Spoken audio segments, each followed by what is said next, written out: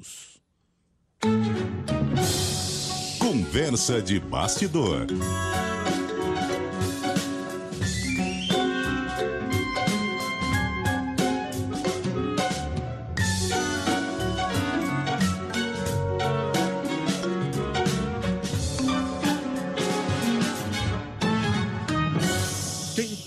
Está em Brasília nesta semana, estão olhando tudo bem de perto lá no STF, Malu Gaspar e Vera Magalhães, que participam da nossa conversa de bastidor hoje aqui no Jornal da CBN. Malu Gaspar já está na sede do STF, Vera Magalhães resolveu fazer atividade física antes de ir para lá, por isso não chegou, mas daqui a pouquinho já estará presente também lá para a sessão que começa às 9 horas da manhã. Bom dia para você, Malu. Bom dia, Milton. Bom dia, Cássia. Bom dia aos nossos ouvintes e bom dia a Vera, que foi muito mais esperta do que eu e estava aí se cuidando. Vera, bom dia para você, Vera. Bom dia, pessoal. Bom dia para a Malu, que vai pegar um lugar melhor que o meu lá na sala. Bom, não foi uma tão boa ideia ir correr na rua com essa seca que está aqui. A minha voz já está fraquejando, mas é isso. A gente tem que tentar não perder de 6-0 para as calorias que a gente ingere. Ô Vera, você já pode postar tá pago agora, viu? Tá pago e com juros com essa seca. Vamos lá, Malu, vamos começar por você, Malu, trazendo para nós aí o seu olhar sobre o que aconteceu ontem. Tivemos tanto os dois votos, aliás, tanto de Flávio Dino como o voto de Alexandre de Moraes pela condenação. Hoje podemos ter a confirmação dessas condenações, porque temos Luiz Fux, pelo menos, deve votar no dia de hoje. Vai depender do tempo do voto dele, também da extensão do tempo do voto dele. Mas eu queria ouvir você, Malu Gaspar, o seu destaque do dia de ontem, o que a gente pode ver como importante ali nas mensagens que foram deixadas no STF. Milton, acho que ontem ficou muito claro que o ministro Alexandre de Moraes não tinha nenhuma intenção de aliviar a barra de ninguém, não estava disposto a fazer nenhuma nuance em relação a responsabilidades e culpabilidades e foi até além do Ministério Público em relação às acusações, inclusive foi diferente do Ministério Público em relação à delação do Mauro Cid. Ele foi 100%,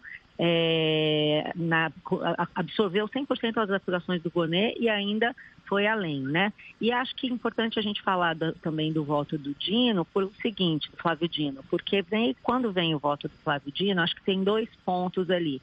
Primeiro, porque o voto do Alexandre, ele fez as acusações todas, ele encadeou muito bem a história, que é uma história que nós conhecemos, mas ele colocou em sequência todos os fatos que formam a trama golpista, mas ele faltou a tecnicalidade, explicar tecnicamente por que cada fato daqueles compunha um atentado à democracia, um golpe de Estado e tudo isso. Eu acho que o Dino veio complementando e dando característica técnica a um voto que até então estava muito, eu diria até performático.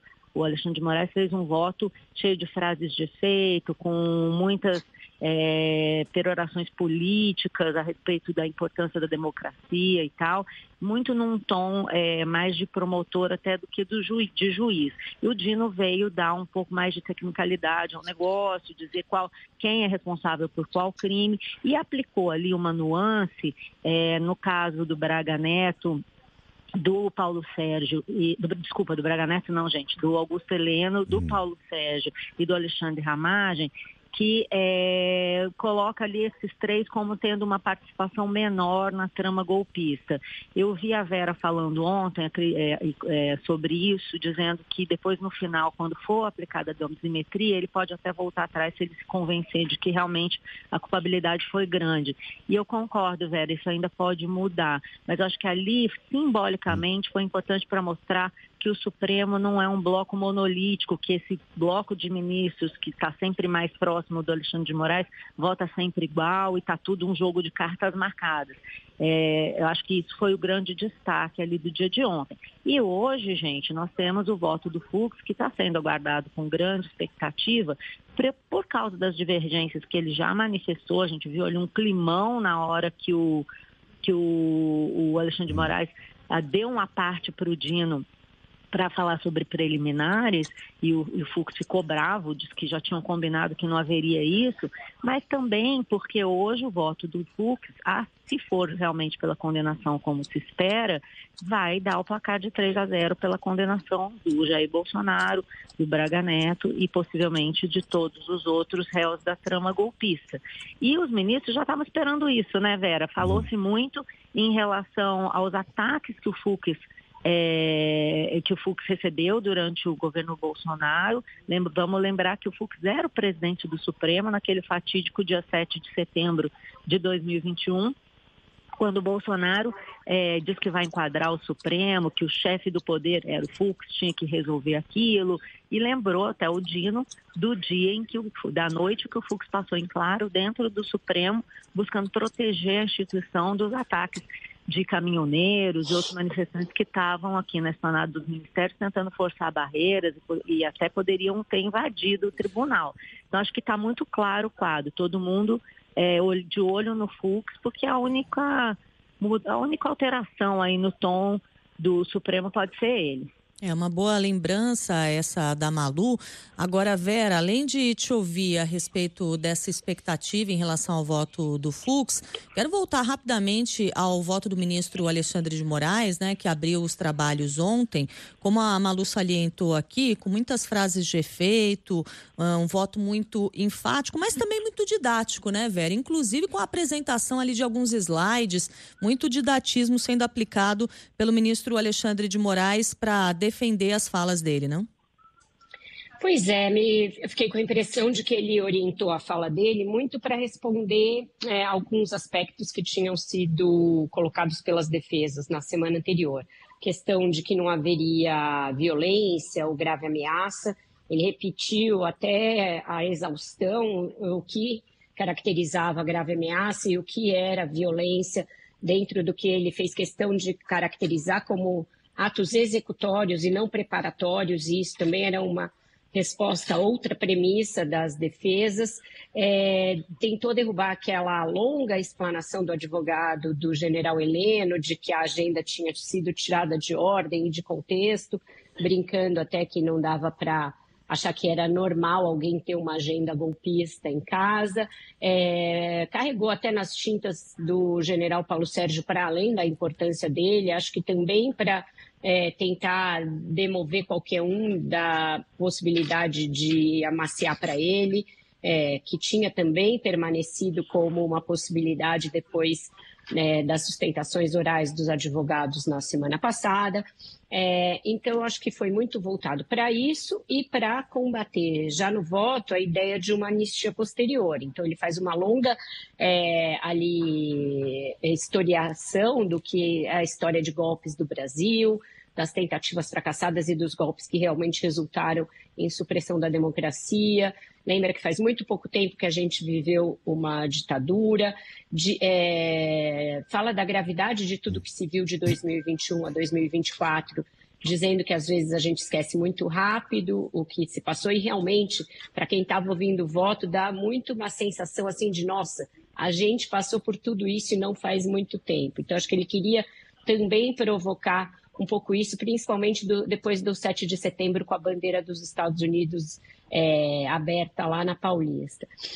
Em relação a essa questão do voto do ministro Luiz Fux, eu acho que ele está um pouco desconfortável com esse papel que sobrou para ele, de ser a voz divergente, sabe? Ele parecia ontem muito nervoso, consultava papéis sem parar, chamava os auxiliares, pedia mais papéis, punha marcadores nesses papéis. Então, acho que vem um voto longo, bem técnico, porque ele tem dito aí para todo mundo que ele é juiz há muito tempo, então acho que ele vai querer mostrar essa experiência, mostrar que ele não está ali só para ser o contraponto ao Alexandre de Moraes, que ele é um juiz e que tem a sua própria técnica, mas ele ficou muito, eu acho que, desconfortável para, por exemplo, absolver alguém, tendo em vista isso que a Malu falou, aquilo que ele enfrentou em 2021, quando ele era presidente do Supremo, o voto dele em relação ao Daniel Silveira, que também é sempre lembrado, e o fato de que, quando ele saiu da presidência, ele deu várias entrevistas e fez vários pronunciamentos no sentido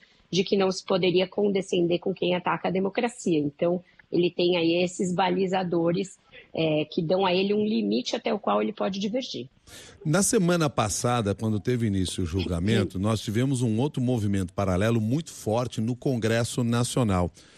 Nesta semana, iniciada ali a votação, ou a fala dos ministros com os votos, o que se viu, Malu Gaspar, é que esse movimento da semana passada arrefeceu, esse movimento da semana passada diminuiu. O que mudou? Em relação a essa semana, eu acho que foi uma coisa estratégica do próprio Hugo Mota para dar tempo ao governo de se reorganizar durante o julgamento e talvez também para diminuir a tensão em Brasília, né, Milton? A gente, num momento como esse do julgamento, com todas as atenções voltadas para Brasília, depois no 7 de setembro, em que o governador Tarcísio esticou ali a corda, depois de uma semana em que ele ficou em Brasília, praticamente se mudou para Brasília para articular a anistia, eu acho que foi uma providência preventiva do Hugo Mota de chamar sessões remotas, abaixar a temperatura do caso e possibilitar que o governo avance em relação a pelo menos uma tentativa de diminuir o apoio à anistia. Eu não sei o que a Vera pensa, mas eu acho que vai ser muito difícil conter essa aprovação, pelo menos da urgência do projeto, eu diria até mesmo do próprio texto da anistia na Câmara. Não sei se aquela ampla, geral e restrita, uma anistia super ampla como eles têm proposto, mas eu acredito que isso não mudou substancialmente ainda.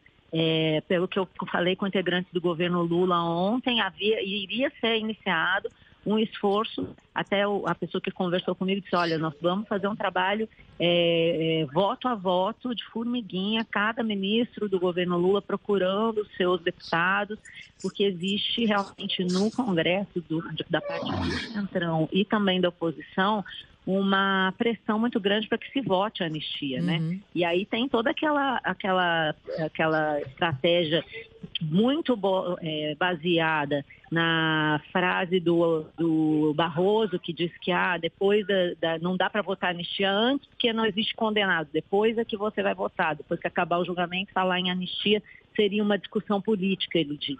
Nós queremos ouvir a Vera também, Malu, sobre isso. Vera, que inclusive escreveu a respeito desse tema hoje no Globo, né, Vera?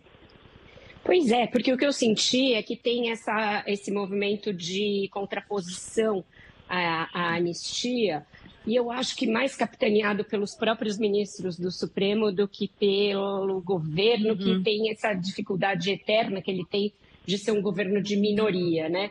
Então, enquanto as sessões se desenrolam lá na primeira turma, tem outros ministros fazendo essas conversas, inclusive com o Hugo Mota, e essa ideia dele de convocar sessões semipresenciais e só com pautas fofinhas, já está inserida nessa tentativa de esfriar um pouco o caldo. O que eles estão tentando pôr na cabeça do presidente da Câmara? Que está muito cedo para ele ter a sua presidência pautada pelo PL e pelos bolsonaristas. E que ele também não pode ficar refém do Centrão, que fez esse consórcio aí de ocasião com o PL, muito envenenado pela contrariedade de uma ala ali de caciques do próprio Centrão, que estão às voltas com investigações da Polícia Federal que atingem a eles, a aliados ou a parentes. Tem irmão de deputado sendo investigado por questão de emenda e esses deputados estão muito revoltados e fazendo chegar essa revolta e querem se vingar em cima do Supremo, porque entendem que todo esse aperto que eles estão passando decorre daquele torniquete nas emendas dado pelo ministro Flávio Dino.